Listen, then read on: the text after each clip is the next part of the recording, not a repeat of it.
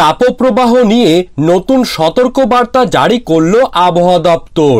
April মাসেই গত 50 বছরের তাপমাত্রার রেকর্ড ভেঙে গিয়েছে।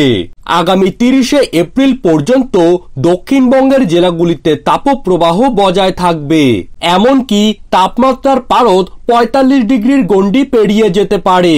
এই তীব্র দাবদাহের মাঝেই বেশ কয়েকটি জেলায় স্বস্তির বৃষ্টিপাতের খবর জানিয়ে দিল আবহাওয়া দপ্তর। বৃষ্টিপাতের জেরে সাময়িক স্বস্তি মিললেও বৃষ্টিপাতের পরবর্তী মুহূর্ত থেকেই তাপমাত্রা কিন্তু সেই আগের মতোই মাথায় উঠে যাবে।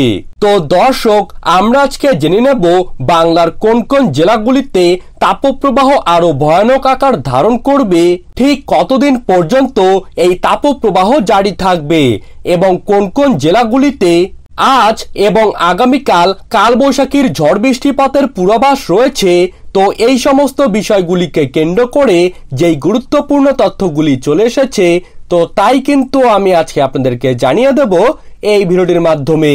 বিস্তারিতভাবে জানতে হলে অবশ্যই ভিডিওটিকে শেষ পর্যন্ত মনোযোগ সহকারে দেখবেন এবং আপনার জেলার যে কোনো আবহাওয়ার গুরুত্বপূর্ণ খবরের আপডেট আপনি যদি সবার প্রথমেই পেতে চান, তাহলে অবশ্যই আমাদের চ্যানেলটিকে সাবস্ক্রাইব করবেন এবং পাশে থাকা বেল আইকনটিকে প্রেস করে রাখবেন।